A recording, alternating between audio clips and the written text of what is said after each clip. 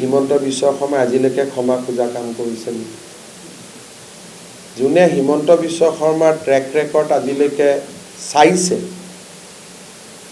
আৰু ক্ষমা কিয় খুজিব লাগে? মোৰতো কোনো ল'ৰা ছোৱালী বিদেশী হৈ থকা নাই,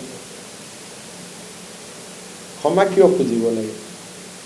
মোৰতো ল'ৰাও অসমীয়া ইণ্ডিয়ান, মোৰ ছোৱালীও ইণ্ডিয়ান, মই কিয় ক্ষমা খুজিব লাগে? এই চিন্তাবিলাক কিমান বেয়া। যিজনৰ ঘৰত গোটেইকেইটা ভাৰতীয় তেওঁ ক্ষমা খুজিব, কাক ক্ষমা খুজিব? যাৰ ঘৰত গোটেইকেইটা বিদেশী। কিন্তু কি ধৰণৰ অদ্ভুত, আপোনালোককো কিয় বুৰ্বক বনাই মই বুজি নাপাওঁ। আপোনালোকে যে এনেকৈ যে নোটটো কৰিব যায় এইবিলাক, মই আপোনালোকক দেখি মোৰ দুখ লাগে। আৰু মুখতে কৈ থাকে মোৰ ল'ৰা ছোৱালী বিদেশী, আৰু আপোনালোকে খুব এনেকৈ লিখে। মোৰতো আপোনালোকৰ প্ৰতি মাজে মাজে দুখ লাগে, এনেকৈও থাকিব পাৰে নে? মোৰ আগত ক'লে মই ক'লোহেঁতেন আপুনি ইমান নিৰ্লজ্জ। কিন্তু আপোনালোকে কি ভাল পায়তো আপোনালোকে জানে। তেওঁতো ব্ৰিটিছ সংসদ আৰু ভাৰতৰ সংসদৰ তুলনা কৰে। গতিকে আমাৰ বিধানসভাখনক বহুলোকে বিধানসভাই নাজানে তাৰমানে কাক অপমান কৰি থৈ গ'ল?